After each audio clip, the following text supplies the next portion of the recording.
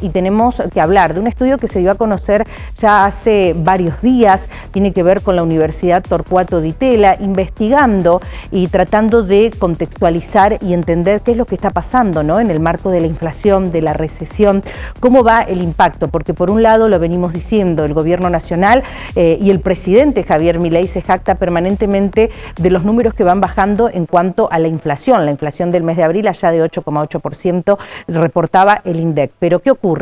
La recesión continúa, los despidos continúan y la situación en la calle, cuando uno habla, la gente dice no llegó a fin de mes y muchísimos de los salarios, más del 60% en la República Argentina, están bajo la línea de pobreza. Entonces, en ese contexto es en donde la Universidad Torcuato Di Tella salió a hacer esta investigación, dando como resultado lo que ustedes van a ver en pantalla: el 51,8% de los argentinos es pobre, así hay que decirlo. Y vamos a tomar contacto con Martín González, quien es economista. Agradecemos enormemente su gentileza de atendernos. Es parte de esta investigación para profundizarla y no quedarnos con un número. Siempre digo, detrás de ese número hay alguien que hasta ahora nos está viendo, escuchando y que no está comiendo, por poner un ejemplo. Martín, gracias. Un placer saludarlo. Alejandra, desde Córdoba Noticias, aquí en Córdoba. ¿Qué tal? ¿Cómo está? Buen día. Bueno, un poco en esta introducción, ¿no? Cuando uno habla de la pobreza, no es que se pone serio como periodista, sino que es la pobreza que uno observa y que duele. La pobreza de pensar que alguien a lo mejor no tiene que comer, no cubre sus necesidades básicas, ni hablar de lo que es infraestructura, educación y demás.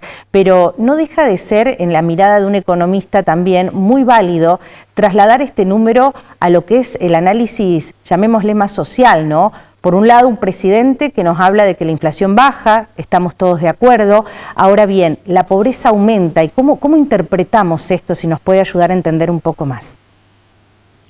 Bueno, la pobreza, los números oficiales de la pobreza en Argentina se miden con lo que se llama la pobreza por ingresos, que compara el ingreso total de los hogares con una canasta básica total que publica mensualmente el INDEC. Y en ese contexto, cuando sube la inflación, la canasta básica total aumenta, y si los ingresos no se recuperan en forma considerable, la pobreza aumenta. Lo que ha ocurrido a partir del año pasado es que la Argentina ingresó en una recesión. Eso incrementó la pobreza hacia fines del año pasado y la recesión se ha profundizado durante el primer trimestre del 2024 y la pobreza en nuestras estimaciones ha aumentado.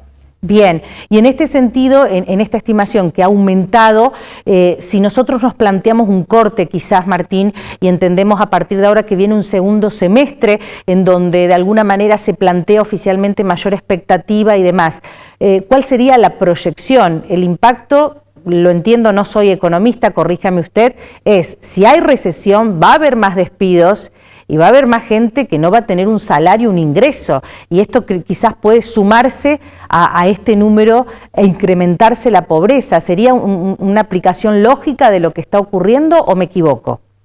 No necesariamente tiene que aumentar el desempleo. La pobreza tiene la característica de que uno la mide por hogar. Es decir, uno compara el ingreso de un hogar con un umbral determinado por la canasta básica. Y una vez que uno dice este hogar es pobre, todos los miembros de ese hogar se los clasifica como pobres. Es decir, que no tiene tanto que ver con el ingreso individual de los integrantes del hogar, sino que tiene que ver con el ingreso total del hogar para clasificar a ese hogar como pobre o no pobre. Bien. El número que ustedes pusieron en pantalla, el 51,8, corresponde al primer trimestre del 2024. Los datos que tenemos hasta ahora para el segundo trimestre del 2024 arrojan una tasa de pobreza de alrededor del 47 o 48%, que tiene que ver con el hecho de que, como vos mencionaste antes, la inflación está bajando y la canasta básica total, por ejemplo, en abril la inflación fue de 8 y pico y la canasta básica total solo aumentó 7%, sí. Y uno espera que en mayo